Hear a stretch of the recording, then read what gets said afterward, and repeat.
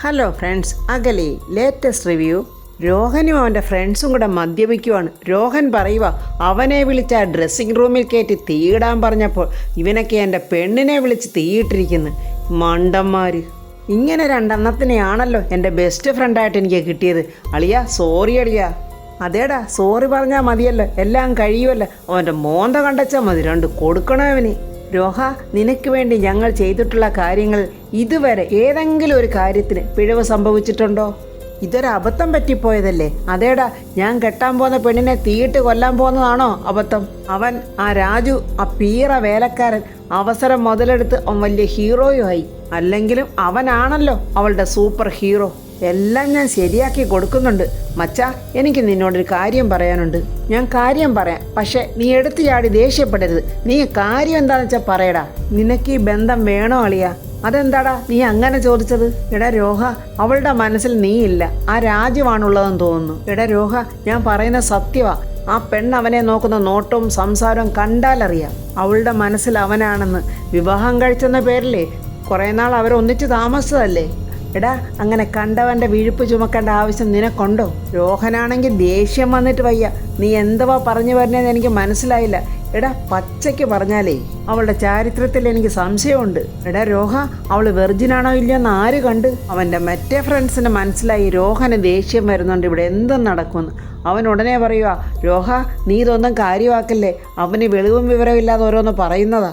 രോഹ, എൻ്റെ മനസ്സിൽ തോന്നിയ കാര്യങ്ങളാണ് ഞാൻ നിന്നോട് പറഞ്ഞത്. ഞാനത് പറഞ്ഞ തെറ്റായിപ്പോയെങ്കിൽ ക്ഷമിക്കണം. സോറിയടാ. അത് കേട്ടിട്ട് രോഹൻ അങ്ങ് പൊട്ടി ചിരിക്കുവാണ്. എന്നിട്ടവൻ ആ മദ്യക്കുപ്പി എടുത്ത് ആ ഫ്രണ്ടിൻ്റെ തലയ്ക്കൊരൊറ്റടി. അത് കണ്ടിട്ട് മറ്റവൻ, എടാ രോഹ, നീ എന്ത് പണിയാടായി കാണിച്ചത്? പിന്നെ ഞാൻ എന്ത് വേണോടാ? വയറു നിറ ഞാൻ തരുന്ന കള്ളും വലിച്ചു കയറ്റിയിട്ട് ഞാൻ കെട്ടാൻ പോകുന്ന പെണ്ണിനെ കുറിച്ച് അനാവശ്യം പറയുന്നു. എടാ, നിനക്ക് പ്രാന്താടാ. ഇവൻ പറഞ്ഞതിൽ എന്താടാ തെറ്റ്? നീ അനുഭവിക്കൂടാ ഇതിനെല്ലാം. അവളുടെ പിന്നാലെ നീ ഇങ്ങനെ പോയാൽ നീ ഇനിയും അനുഭവിക്കും എന്നും പറഞ്ഞ് അവർ ശപിച്ചിട്ട് ആ ഫ്രണ്ട്സുകൾ രണ്ടുപേരും അങ്ങ് പോവുകയാണ്. രോഹൻ അങ്ങനെ വെളിവില്ലാതെ എന്തൊക്കെയോ പിച്ചും പേയും പറയുവാണ്. എൻ്റെ പെണ്ണ് പതിവ്രതയല്ലെന്ന്, അവളുടെ മനസ്സിൽ മറ്റൊരുത്തനാണെന്ന്. ഇനി ഇവന്മാർ പറഞ്ഞതുപോലെ അവളുടെ ശരീരം അവൻ സ്വന്തമാക്കി കാണുമോ? എനിക്ക് ആദ്യമായിട്ട് ഇഷ്ടം തോന്നിയ പെണ്ണാണ് അവൾ. അവൾക്ക് അങ്ങനെ വല്ലതും സംഭവിച്ചിട്ടുണ്ടോ എന്നറിയണം. അതിന് ഹോസ്പിറ്റലിൽ കൊണ്ടുപോയി അവളെ പരിശോധിപ്പിക്കണം. എൻ്റെ ഫ്രണ്ട്സിൻ്റെ മുൻപിൽ അവൾ വെർജിനാണെന്ന് എനിക്ക് തെളിയിക്കണം. രമ്യ അവളുടെ അമ്മയുടെ മുന്നിൽ കൂടെ വലിയ ആലോചനയിൽ ഇങ്ങനെ അങ്ങോട്ടും ഇങ്ങോട്ടും നടക്കുവാണ്. അവളുടെ അമ്മ ഇത് ശ്രദ്ധിക്കുന്നുണ്ട്. നീ എന്തിനാ രമ്യ എന്നെ ചുറ്റിപ്പറ്റി ഇങ്ങനെ കറങ്ങി ഇവിടൊക്കെ നടക്കുന്നത്? ഈ അടുക്കളയിൽ എന്തെങ്കിലുമൊക്കെ ജോലി ചെയ്ത് നിനക്ക് എന്നെ ഒന്ന് സഹായിച്ചുകൂടെ? അതിനെ അമ്മയുടെ കയ്യിൽ പൂത്ത കാശുണ്ടല്ലോ, ഒരു ജോലിക്കാരിയെ വെക്കണം. അല്ലാതെ അടുക്കളപ്പണി ചെയ്യാനൊന്നും എന്നെ കിട്ടില്ല. ഇവിടെ മനുഷ്യൻ തലയ്ക്ക് തീ പിടിച്ചിങ്ങനെ ഓരോന്ന് ആലോചിക്കുമ്പോഴാ അമ്മയുടെ ഒരു അടുക്കളപ്പണി.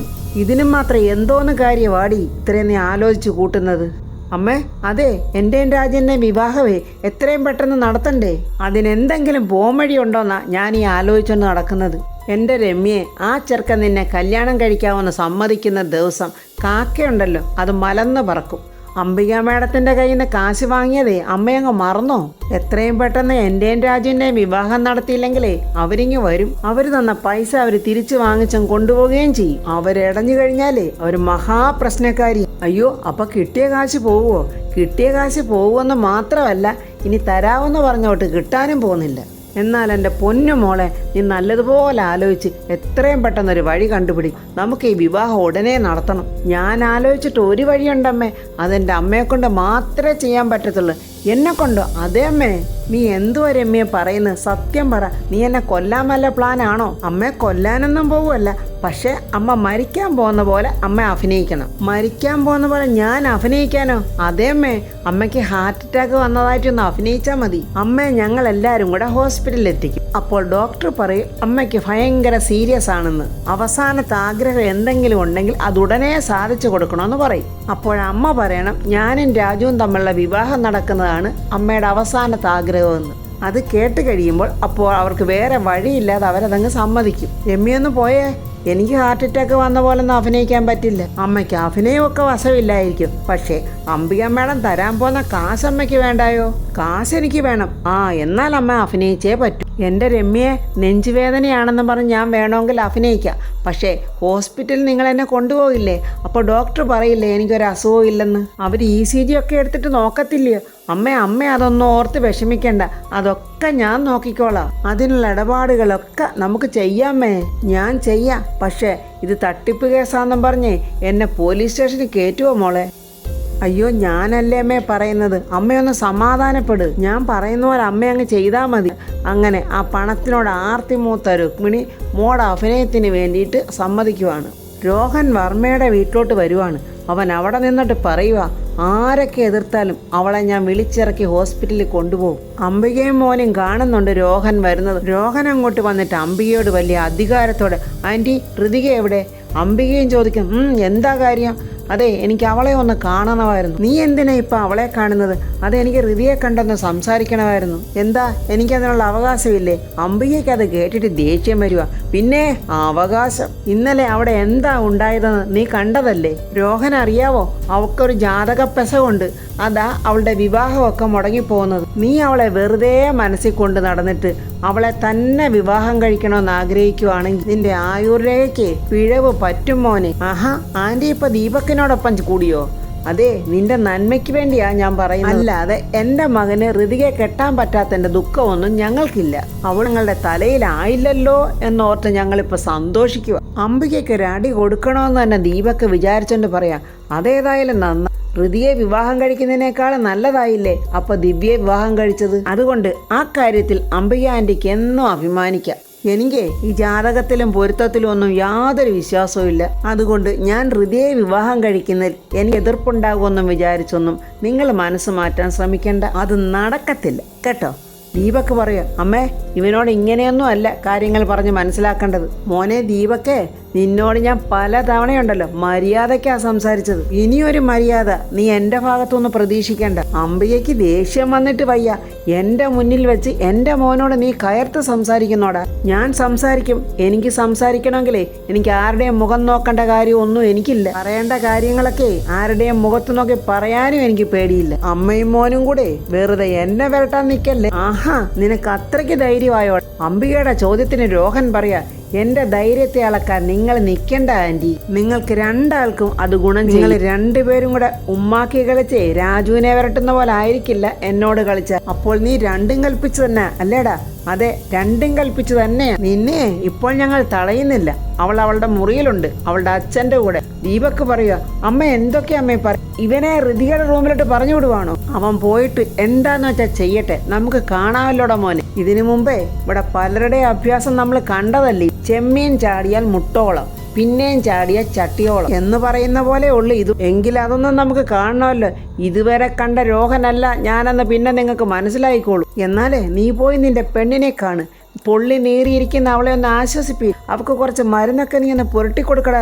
എന്നാൽ അങ്ങനെ ആയിക്കോട്ടെ എന്ന് രോഹൻ അവരെ കളിയാക്കിക്കൊണ്ട് ഋതികയുടെ റൂമിലോട്ട് പോവുക. ഋതികയുടെ അടുത്ത് നാം വിശേഷങ്ങളൊക്കെ തിരക്കുവാണ്. വേദനയുണ്ടോ എന്നും പറഞ്ഞ് ഋതികയുടെ കയ്യിൽ പിടിക്കുമ്പോൾ ഋതിക ദേഷ്യത്തോടെ കൈപിടിച്ച് മാറ്റുക. രാജുവല്ല, ഞാനാണ് തന്നെ രക്ഷപ്പെടുത്തേണ്ടിയിരുന്നത്. ഞാനാണെങ്കിൽ ആ സമയത്ത് ഇൻഫെക്ഷനായിട്ട് അത് പുറത്ത് കാണിക്കാൻ പറ്റാത്ത സാഹചര്യത്തിലുമായി. അതൊന്നും കുഴപ്പമില്ല. രോഹൻ എന്തുവാ പറ്റിയത്? അതെ, ആ ഡ്രസ്സ് ഇട്ടപ്പം മുതൽ എനിക്ക് ആകെ ഒരു കുഴപ്പമാണ്. എൻ്റെ ശരീരം മുഴുവൻ ചൊറിഞ്ഞു തടിക്കുമായിരുന്നു. എന്തോ കുഴപ്പമുണ്ടായിട്ടുണ്ട്. അതിനിപ്പോൾ രോഹന് കുറവുണ്ടോ? ഇല്ല, കുഴപ്പമില്ല. ഞാൻ ഡോക്ടറെ ഒന്ന് കാണിക്കാമെന്ന് വിചാരിച്ച്. ഞാൻ ഡോക്ടറെ കാണിക്കാൻ പോകുമ്പോൾ ഋതിയേയും കൂടെ ഒന്ന് കാണിക്കാമല്ലോ എന്ന് വിചാരിച്ചു. എന്നെ എന്തിനാണ് ഡോക്ടറെ കാണിക്കുന്നത്? അതിൻ്റെ ആവശ്യമൊന്നും ഇല്ലല്ലോ. ഇല്ലില്ല, ഇത്രയും പൊള്ളലൊക്കെ ഏറ്റിട്ട് ഡോക്ടറെ കാണിച്ചില്ലെങ്കിൽ അത് ശരിയാകില്ല ഋതികെ. ഞാൻ വർമ്മ അങ്കിളിനോട് ചോദിച്ച് അനുവാദം വാങ്ങിച്ചിട്ടുണ്ട്. അങ്കിളാ പറഞ്ഞത് ഋതിയേയും കൊണ്ട് ഹോസ്പിറ്റലിൽ പോകാൻ. അതിൻ്റെ ആവശ്യമൊന്നും ഇല്ലല്ലോ. ഞാൻ ഓക്കെയാണ്. എനിക്ക് ഹോസ്പിറ്റലിൽ വരാനുള്ള ഒരു മൂഡ്. എനിക്കറിയാം താൻ ഇങ്ങനെ പറയുമെന്ന്. അതുകൊണ്ടാണ് ഞാൻ അങ്കിളിനോട് ചോദിച്ച് അനുവാദം മേടിച്ചു. ഇനിയിപ്പം ഋതിക വന്നില്ലെങ്കിൽ അങ്കിളിനതൊരു ബുദ്ധിമുട്ടാവില്ല. ഇപ്പമേ ഇവൻ എൻ്റെ പുറകെ കൂടിയിരിക്കുവാണല്ലോ. ഇപ്പോൾ ഹോസ്പിറ്റലിൽ പോകുന്നില്ലെന്ന് പറഞ്ഞാൽ ഇവൻ ഇവിടെ തന്നെ ഇരിക്കും. എങ്ങനെ ഇവനെ ഇവിടെ നിന്ന് പറഞ്ഞു വിടാനല്ലോ. അപ്പോൾ ഹോസ്പിറ്റലിൽ പോയേ പറ്റൂ. പക്ഷേ ഈ കാര്യം രാജുവിനെ ഒന്ന് അറിയിക്കണം. രാജുവിനെ വിളിച്ചിട്ടോട്ട് കിട്ടുന്നുമില്ല. ദൈവമേ, രാജു ഔട്ട് ഓഫ് കവറേജ് ആണല്ലോ. എന്തായാലും ഡ്രസ്സ് ചെയ്തിട്ടൊന്ന് നോക്കാം എന്നും പറഞ്ഞ് നോക്കിയിട്ട് ഹൃദയയ്ക്ക് രാജുവിനെ അറിയിക്കാൻ പറ്റുന്നു. ഈ സമയത്ത് രമ്യയും ജയനും രുക്മിണിയും കൂടെ ചേർന്ന് തകർത്തുള്ള അഭിനയങ്ങളാണ്. രുക്മിണിക്ക് ഹാർട്ട് അറ്റാക്ക് വരുന്ന പോലുള്ള അഭിനയമാണ്. ജയനാണെങ്കിൽ രാജുവിനെയും കൂട്ടിയിട്ട് ഇങ്ങനെ പുറത്തോട്ട് വരുന്ന പോലെ അഭിനയിക്കുന്നു. ആ സമയത്ത് രമ്യ വിളിച്ചു പോകുന്ന, അയ്യോ ഓടി പറഞ്ഞേ, ആരെങ്കിലും രക്ഷിക്കണേന്ന്. അപ്പോൾ ജയൻ ഒന്നും അറിയാത്ത പോലെ രാജുവിനെയും കൊണ്ട് അങ്ങോട്ട് ചെല്ലുന്നു. രുക്മിണി അങ്ങോട്ട് തകർത്ത് അഭിനയിക്കുവാണ്. ഇതൊന്നും അറിയാതെ പാവൻ രാജു, അളിയ ഒന്ന് എളുപ്പം പിടിച്ച് ഹോസ്പിറ്റലിൽ എത്തിക്കണം എന്നും പറഞ്ഞാൽ അവർ ഹോസ്പിറ്റലിൽ കൊണ്ടുപോകാൻ ഒരു രോഹൻ അങ്ങനെ പ്രതാപൻ്റെ അനുവാദമൊക്കെ വാങ്ങിക്കൊണ്ട് ഹൃദയെ ഹോസ്പിറ്റലിൽ കൊണ്ടുപോകാനായിട്ട് ഒരുങ്ങി വരുവാണ്. അംബികയെ അത് കണ്ടുകൊണ്ട് ചെന്ന് ചോദിക്കുന്നു, പ്രതാപ, ഈ വീട്ടിൽ ആരെയും നിനക്ക് വിശ്വാസമില്ലാഞ്ഞിട്ടാണോ ഹൃദയെ രോഹൻ്റെ കൂടെ വിടുന്നത്? ഞങ്ങൾക്കാർക്കും അവളുടെ കാര്യത്തിൽ ഒരു ഉത്തരവാദിത്വം ഇല്ലെന്നുള്ളതാണോ നീ വരുത്തി കാണിക്കുന്നത് എന്നൊക്കെ പറയുമ്പോൾ പ്രതാപം പറയുന്നു, അയ്യോ എൻ്റെ ചേച്ചി, അതൊന്നും അല്ല. രോഹൻ ഹൃദയെ വിവാഹം കഴിക്കാൻ പോകുന്ന ആളല്ലേ. അപ്പോൾ ഹൃദയയുടെ കാര്യത്തിൽ കുറച്ച് കരുതലൊക്കെ ഉണ്ടായിക്കോട്ടെ എന്ന് കരുതിയിട്ടാണ് ഞാൻ രോഹൻ്റെ കൂടെ ഹൃദയെ വിടാൻ തീരുമാനിച്ചത്. അപ്പോൾ എന്തു പറയണമെന്നറിയാതെ ഹൃദയയും യാമിനിയും അംബികയും ദീപക്കും ഇങ്ങനെ നോക്കി നിൽക്കുവാണ്. അപ്പോൾ ഫ്രണ്ട്സ്, രോഹൻ ഹൃദയം കൊണ്ടുപോകുന്നത് എന്താണെന്ന് ഹൃദയയ്ക്കും അറിയില്ല, മറ്റുള്ളവർക്കും അറിയില്ല. അത് രോഹന് മാത്രമേ അറിയുള്ളൂ. അതിനെക്കുറിച്ചുള്ള റിവ്യൂവുമായി നമുക്ക് നാളെ കാണാം. എൻ്റെ ഈ റിവ്യൂ ഇഷ്ടപ്പെട്ട ലൈക്കും കമൻസും, സബ്സ്ക്രൈബ് ചെയ്യാത്തവർ സബ്സ്ക്രൈബ് ചെയ്യണേ.